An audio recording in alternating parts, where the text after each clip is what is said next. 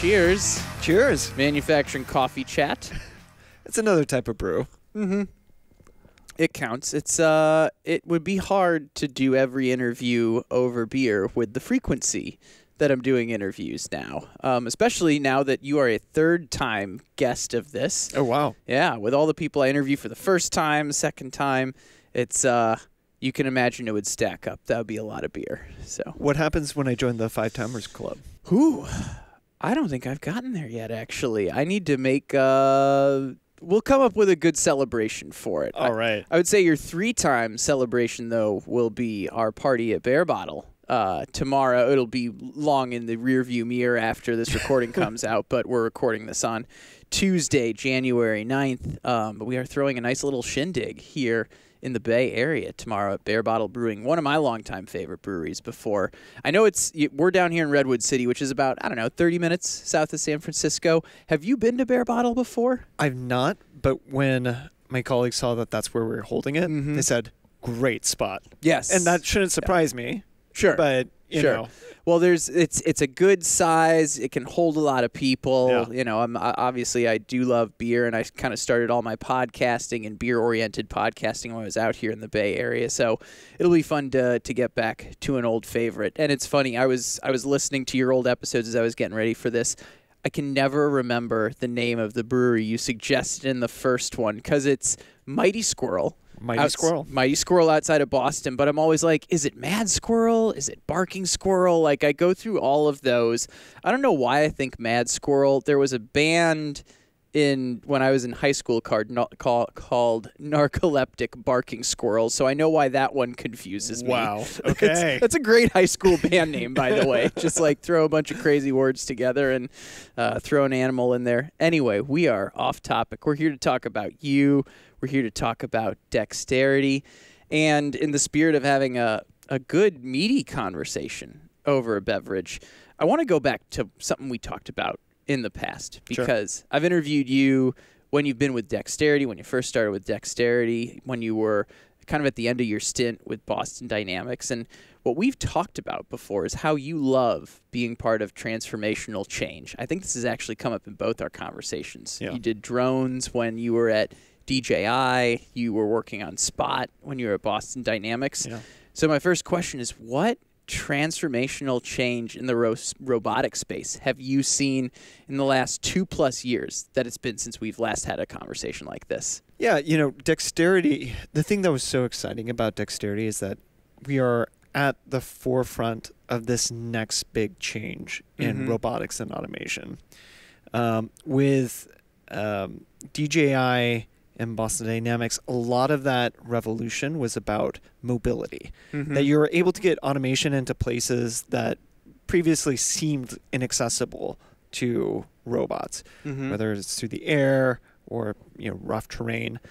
Dexterity is at the forefront of robots that are able to manipulate the world in a way that we never really thought was possible with robots. And manipulate meaning physically interact, touch, move things in the physical space. The idea of Dexterity, which is combining multiple levels of intelligence so that a robot isn't just able to pick something up and drop it off, but problem solve and manipulate, and when it fails, it tries again and tries new approaches and can problem solve by stacking things stably. That was still fairly new in the industry two years ago. It's only this past year in 2023, that you're starting to see more and more companies starting to use that approach. Tesla, you see some of the problems that they're trying to solve with Optimus. It's a lot of the same idea where you have an unstructured world that a robot not just needs to get through physically walking, but then also needs to figure out what plant to water and how much to water it. And those decisions are a lot more complicated than what robots used to be able to do until now. Yeah, and we just took a tour of your facility here in Redwood City, which we'll talk about in just a second, where I think one of the things that stuck out the most is we were watching robots load a truck. Right. And as we were watching that, I was asking, why are the boxes being stacked the way that they are? And you described, what is it, a T? What is the official term that you used for it? Yeah, it's you do T stacking basically. T stacking. Yeah, so you have two boxes that are together like this, and rather than loading columnarly. Yeah, like box on top of box on top of box, singularly. Exactly. When a truck starts and stops, boxes fall over. Right. If you got a really heavy box on top of the smaller box, that smaller box is going to get crushed pretty easily. The nice thing about, a nice T junction of boxes, kind of brick layering That's the what boxes. I was going to say. It's like layering bricks, basically. Exactly. It's the same idea behind that, where you're distributing the weight, you're also creating a lot more stability so that when the truck starts and stops, the wall doesn't collapse in on itself. And this is something that anybody who's loaded a truck has been trained to do. It's part of the standard operating procedure for loading a truck. If you just give a robot a bunch of boxes and say, stack this, in the back of a truck as densely as possible, they might go towards a columnar build of stuff. But knowing those requirements from the customer, we're able to train the AI to solve problems in this specific way. So it actually fits seamlessly within the customer's workflow. Yeah. And one thing that kind of has jumped out at me, having known Dexterity for a few years now, as we've been walking around your facility, this is a bit of an alternative startup location. Obviously, the Bay Area is a perfect spot for a startup, but you've kind of taken over a strip mall, and you've now expanded into what was an old Kmart for your headquarters, your testing and engineering locations. Let's just go over the different spots that make up Dexterity HQ right now, because when we interviewed 2.5 years ago, you had just gotten your Series B round. And I think it's always cool to see how companies have scaled during that time.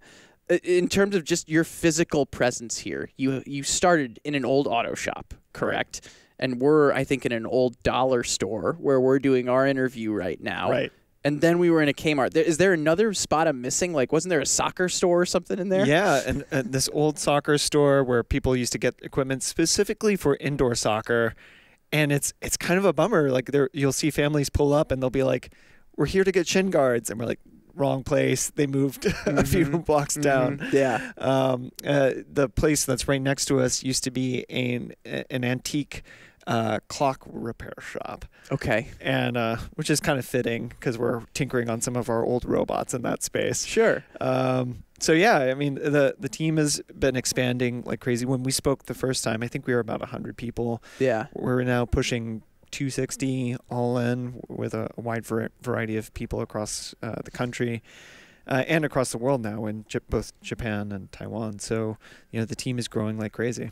And one thing I do want to also ask is, it's like when I came up, it does not look like you're walking into a startup office until the door opens, right? Right. But you see the D on the door for Dexterity. It's like a startup speakeasy, I think is what we were calling it out here, which is very cool. Now, you talked about the people. We've talked about the physical space. Yep. What's scaling looked like from what Dexterity is doing? What's that looked like over the past 2 years? We've been covering our bases so far, but let's talk about the company itself and the type of work you're doing at this stage. When we first started talking, we had initial success in bread manufacturing distribution. We picked bread packing as our first task because it was one of the hardest tasks that we could imagine to stress the full scale of our robotic system. So in bread distribution, you're not just having to pick stuff up and drop it off. You need to pick things up delicately. You can't squish them. Like robots love to turn bread into pancakes. Sure. And so our sense of touch is able to delicately pick up 1, 2, 3 loaves at a time, place them into a tray and not just drop them, but like gently nudge them so that the tray space is occupied. And then you have fleets of robots that are all working together to get this job done. It's not just one robot picking and placing it. You have robots on a rail that are going up and down, and they're coordinating with each other to figure out how they're not blocking each other, and they're coming together to do bimanual manipulation. When one robot can't pick something up, the two of them come together and they pick it up together. All of those were complex pieces of Dexterity's AI platform. Okay. That was kind of our first build of all of these different vision systems, sensing systems for sense of touch, planning, stacking, all of these different components together. Now we've taken those individual pieces and have been able to say, okay, we're going to take this vision piece and this like dual robot collaboration piece, and we'll use this to induct packages, kind of like what you saw, where you have two robots that are working together to grab these messy flows of packages and get them onto a sorter belt at 2,000 picks per hour. You're using that same stacking and tray optimization logic, kind of the next version of that, to build pallets. And believe it or not, a lot of that same code is what we use to start figuring out how to load trucks. Yeah. So, you built this core of a technology that's now spreading out into all of these applications that really cover everything from the inbound to the outbound of warehouse distribution cycle.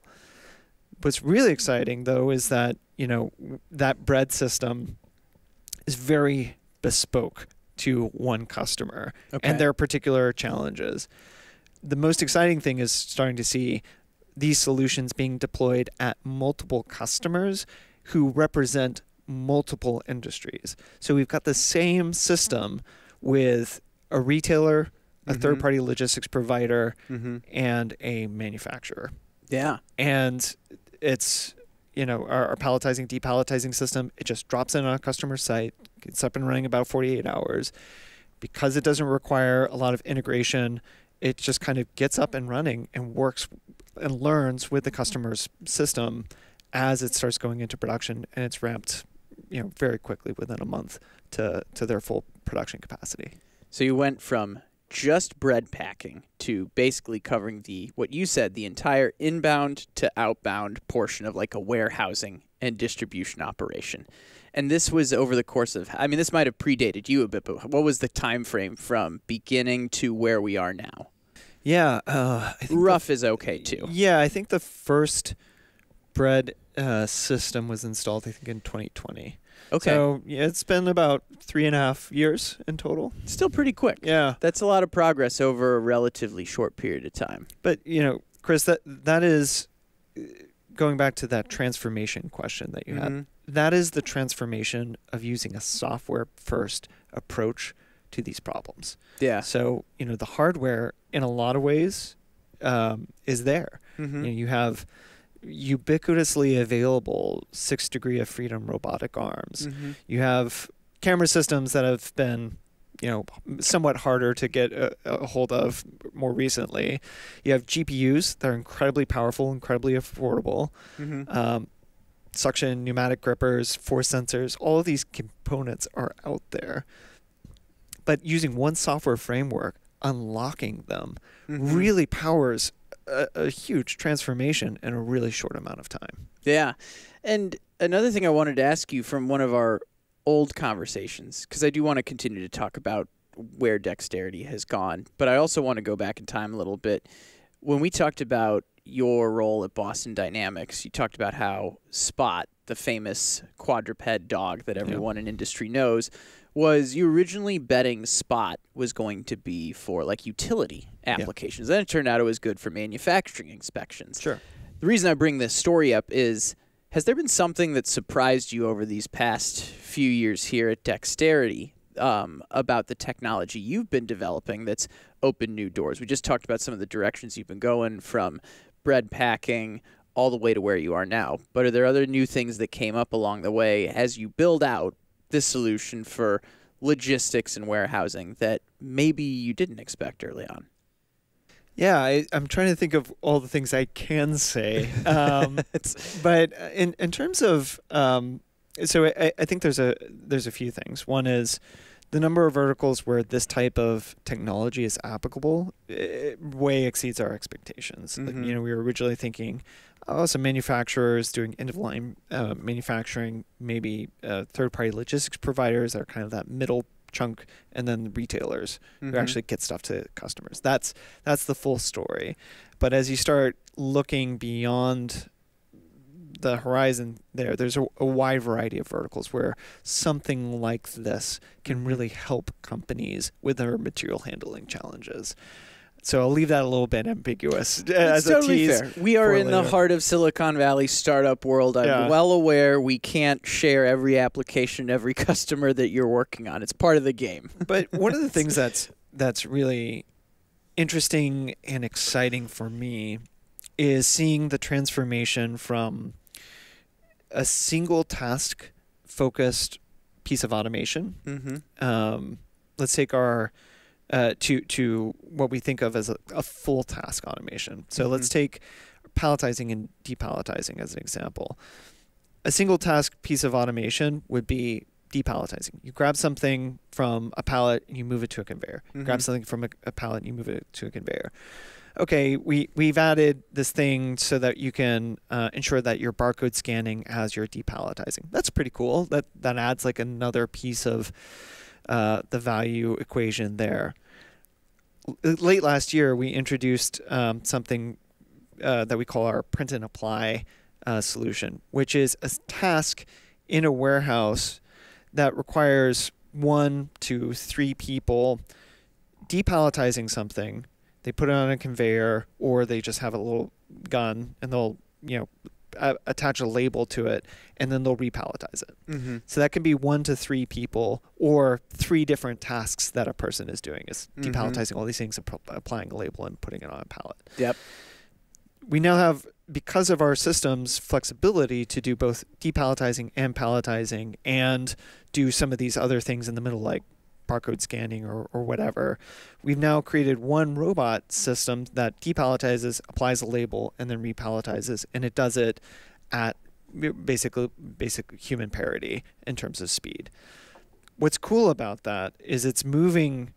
Now that might sound like a pretty boring example, but what's cool about it is that it's 3 tasks that one robot is doing. So you would typically think of 3 robots plus a conveyance system, plus all these different pieces of equipment trying to solve this problem together, where it's, one robot and a labeler, and that's your solution. Well, I think it goes back to your earlier comment about, hey, there are a lot of physical robotic solutions out there, but the reason the software development is so important right now is that you're now able to do something like 3 different tasks with one robot, where in the past it would have been, 3 different robots doing that same one task over and over, maybe even more to this point when we were looking inside the truck earlier. You have robots that are leveraging an algorithm to figure out where the optimal spot to place a package is. So there's some decision making going on there as well.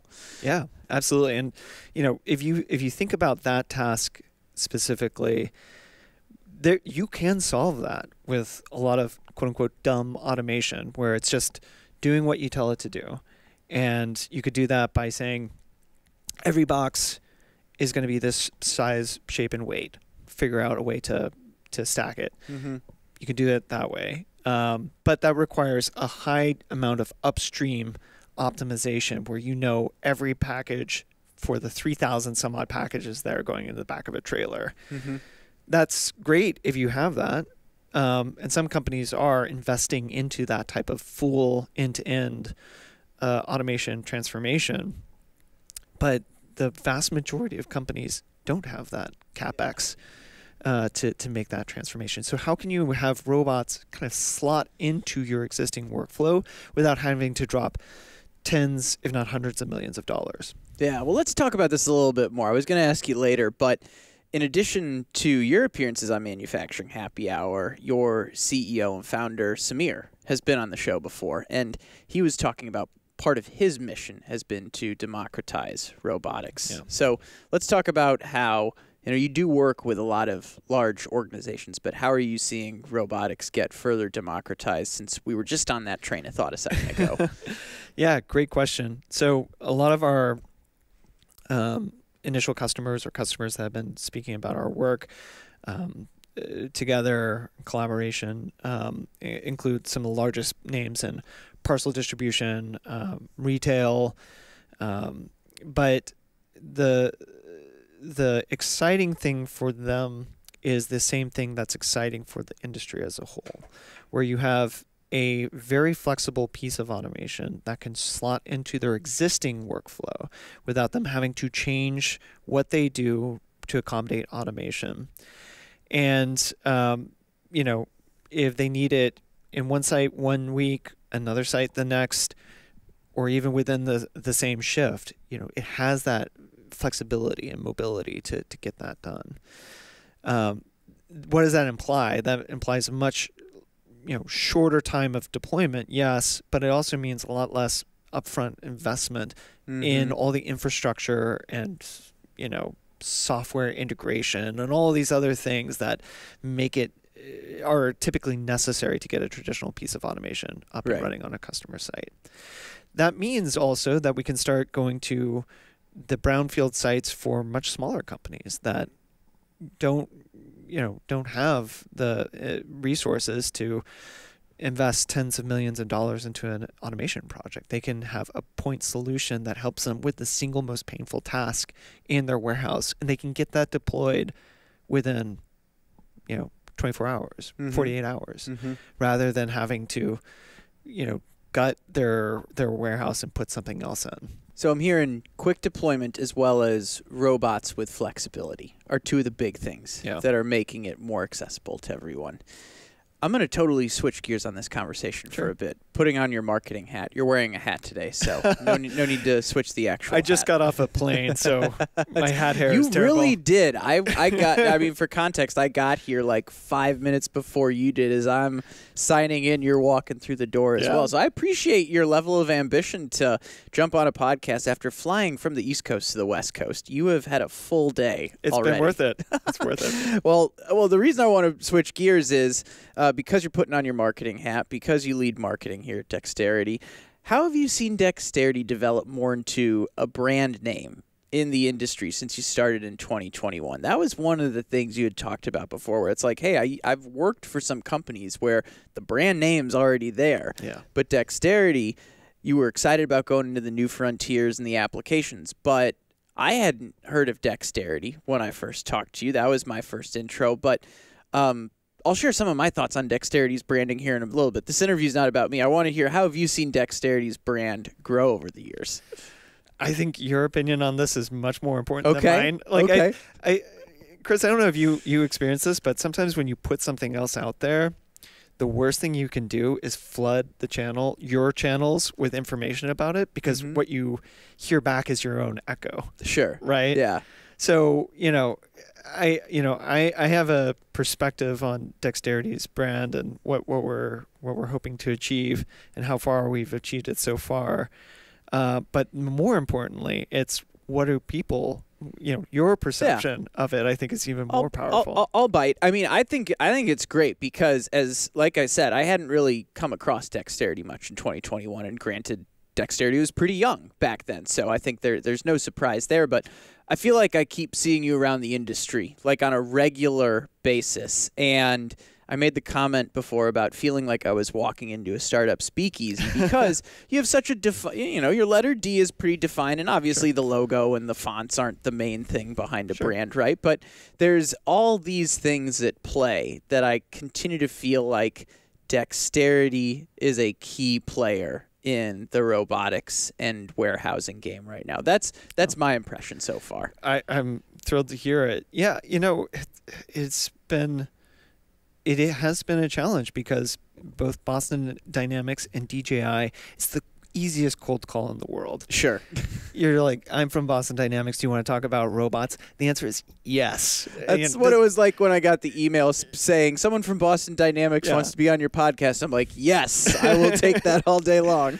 So we're not in that space. And, I've been thinking about this. Like, is that is that important for Dexterity? And considering that we are very focused on executing with the resources that we have, the amount of investment that we have, we were talking about this before, we're trying to be very judicious with what we have. It's less important to be out there in front of everybody. It's more important to be out in front of the right people. Agreed. And so we are trying to be a little bit more focused on building very custom awareness within the industry to the people that, at least for now, are going to benefit the most from our technology. The hope is that success then elevates the brand as a whole. Like we're doing really cool stuff. We want the world to know about it. Yeah. But in the interim, it's more important for us to have the people that could benefit from this technology now get excited about it. Wholeheartedly agree. It's about the right audience versus the biggest audience. You always want to be talking to the right people. And I think, as someone that is a branding fan myself, I like that Dexterity is a one-word name where it gives a pretty good impression of what you do when the right audience is hearing the name. It's like, oh yeah, Dexterity for robots, right? You have a robot that, as the work you're doing around software allows robots to have more dexterity. Very simply put, right? Well, Chris, I appreciate that perspective, and if you talk to our engineers, that's how they think about it. But from my perspective, and what I hope we can engender is that you don't sell robots or software. We sell business outcomes. Right. And that business outcome is dexterity for companies. There you go. So that in their operation, they have the flexibility to do whatever task is most important to them. And that's the business outcome that we want to give our customers, is the dexterity to get the job done. I like that. If I had been smarter with my comments, I would have said business outcome as well, rather than just what the tech is doing. But let's put this in a wrapper for the manufacturing leaders that are listening out there, particularly the ones that are marketing minded, work in marketing, etc.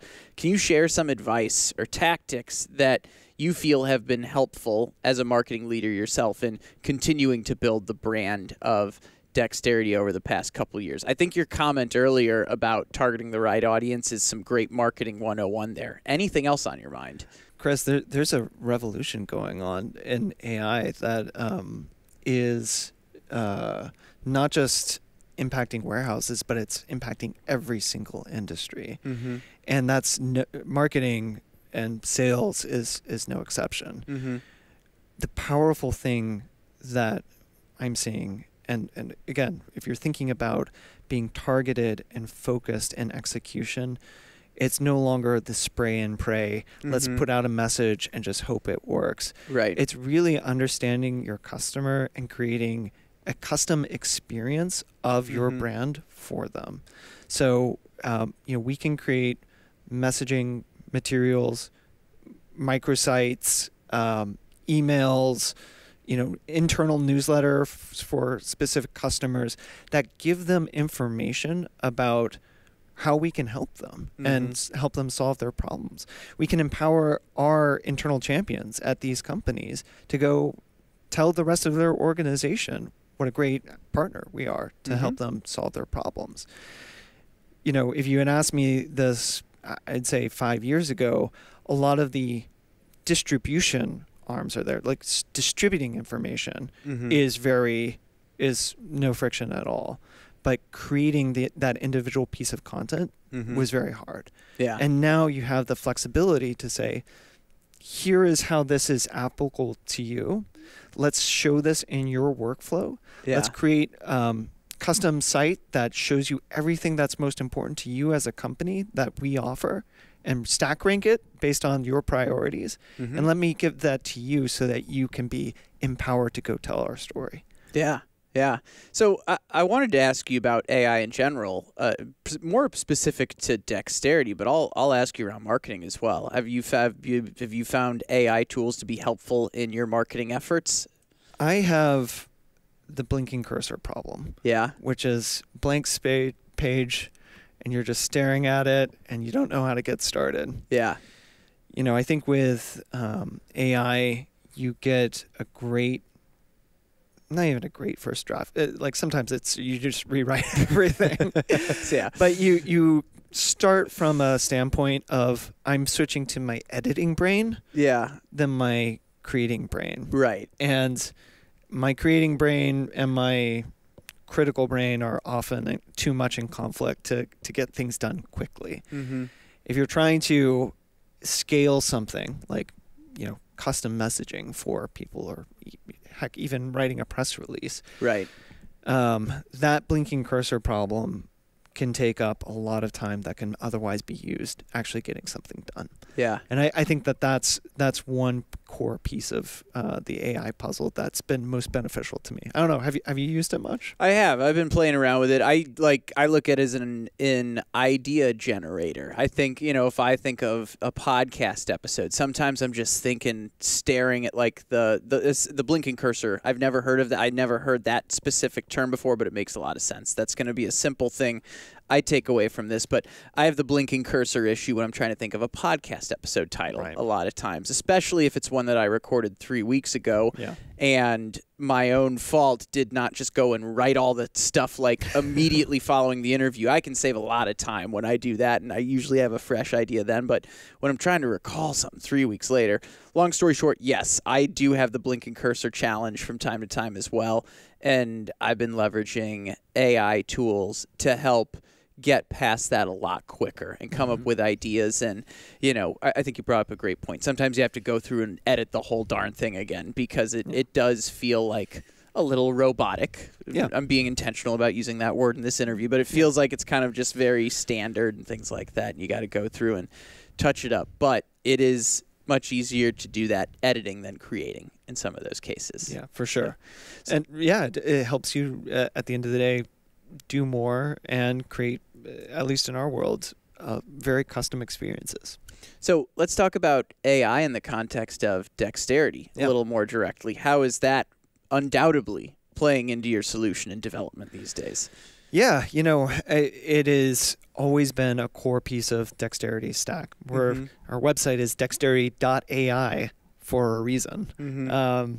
And that's because we're using artificial intelligence to solve a lot of problems. But importantly, if you talk to Samir, you talk to our founding engineers, they'll all tell you that it's not a silver bullet in and of itself.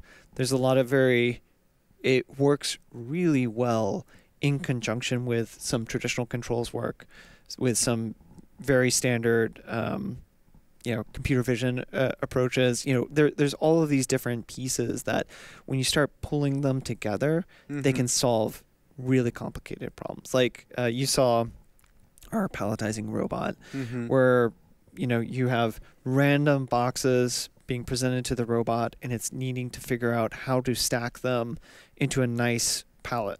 But it doesn't know what box is coming to it until it arrives, and it's able to take big boxes, small boxes, and create a nice, neat palette. Now, part of that's a vision problem where you're trying to dimension the box and dimension the palette and figure out where there's empty places. Part of that's a force control problem when you're picking something up, understanding how heavy it is, how much force to put it on the palette, how much force to apply when you're kind of nestling boxes together and making sure you're getting nice density. All these things that the human touch has traditionally been very helpful for. 100%. Yeah. And, if you just use one of those approaches, which is kind of how we've seen AI deployed until fairly recently, where it's just like, well, I've got an algorithm for figuring out how to stack things, but then you don't have the vision component or the sense of touch, or you're not talking directly to the motor controllers on the robot arm so that you can translate from the conveyor to the pallet with the smoothest motion possible.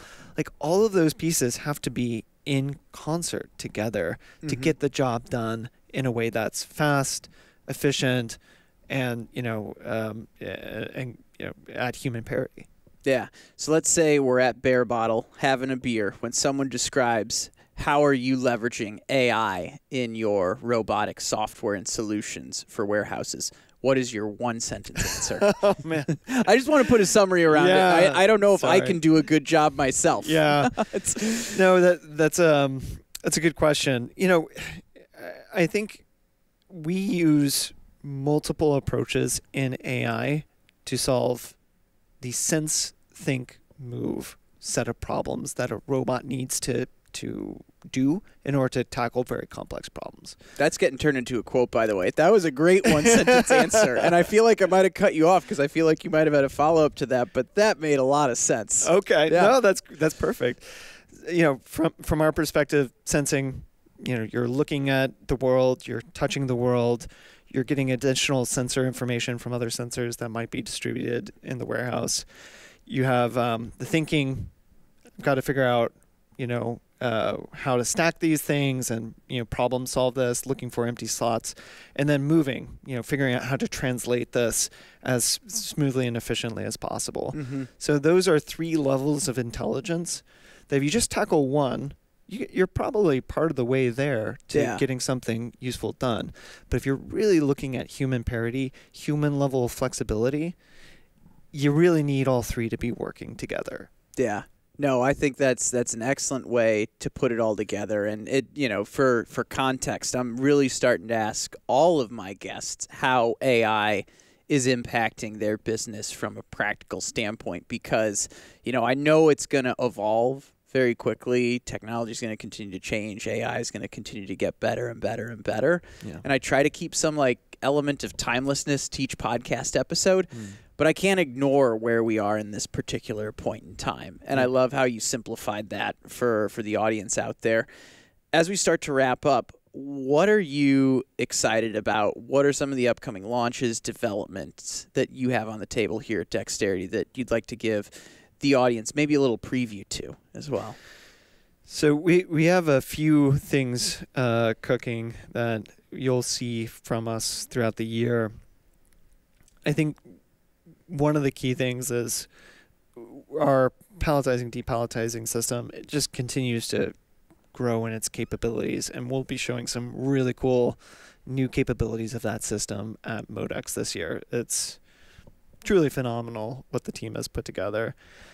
But earlier, when we first started the podcast, we were talking about the breakthroughs in mobility and the breakthroughs through manipulation or touching things. Mm-hmm. And I think the next big breakthrough that you'll see more of, and we've started teasing that with our truck loader, is mobile manipulation. Okay. So one robot system that's able to do a wide variety of tasks within the warehouse at different points, you know, whether it's station A, station B, station C, or maybe station A is one task, whereas station B is another task, and that same robot can handle some of that challenge. You know, I think that's really where the next big breakthrough in our industry will be, and you know, Dexterity's approach here is game-changing. Well, I'm glad we got that part covered in today's conversation. I'm excited to see what's coming out throughout the year. I'm sure a lot of people listening to this are catching it like mid Q1 or so of 2024. But I mean, at the rate we're going, you'll be on the podcast here in another year or two. So, you know, we'll have plenty of time for an update at that point. I got to ask, is there anything you wish I would have asked you that did not come up in today's conversation? No, I think that's it. You know, the other big change since you and I spoke last was we were a little bit cryptic about some of the deployments that we had with our customers. Yes. But you know, now that the cat's out of the bag, where you know FedEx announced some of the work that we're doing together on our truck loader together, Sagawa, which is one of the largest parcel companies in Japan, announced that they're doing something very similar with our truck loading program. UPS announced their work together with us for small package induction and sortation, and VF Corp, which makes Supreme and North Face, is using our palletizing and depalletizing system. That's kind of just the tip of the iceberg, though, with these deployments, you know, with partners and collaborators in the industry. The other big change is, you know, so we've been focusing on deploying with these large customers and working directly with them. But as you were talking about democratizing the technology, one of the challenges that we've had is making sure that we as Dexterity can give this white glove, totally immersive soup to nuts experience of getting set up and deployed on a customer site. In the last year, a big focus of ours has been how we can enable an ecosystem of partners, traditional system integrators, companies like Dematic, DCS, JR Automation, who already have the experience working together with companies in the space. Oh, yeah. And they can get up and running with a Dexterity system on a customer site without necessarily having Dexterity need to be there, shoulder and arm with them together. And what's really powerful of that is that that expands the number and profile of the companies that we can work together and help enable with our technology. And that's really exciting. What I like about that is, I mean, partnerships come up a lot, whether we're talking about robotics, whether we're talking about building like your smart manufacturing ecosystem, everyone that's a part of it. I love hearing it from the startup perspective of how we talked about scaling throughout this conversation, right? This is going to be one of the next things that allows you to scale by having those players in the warehousing space. You just rattled off a bunch of them that are able to, start deploying solutions on your behalf, if I'm saying this the right way. Like that's a super cool thing to see play out. I know when I go back to listen to this episode for our follow-up, whenever that may be, we're going to be talking about that. So awesome. Hey, I appreciate you taking the time. It's good to hang out here in the Bay with you. Likewise. Thanks for doing this right after making the trip. Hopefully you get some shut-eye before our party tomorrow. So, absolutely. Cool. Chris, thanks for having me again, and I'll see you at the fourth time. Cheers. Cheers.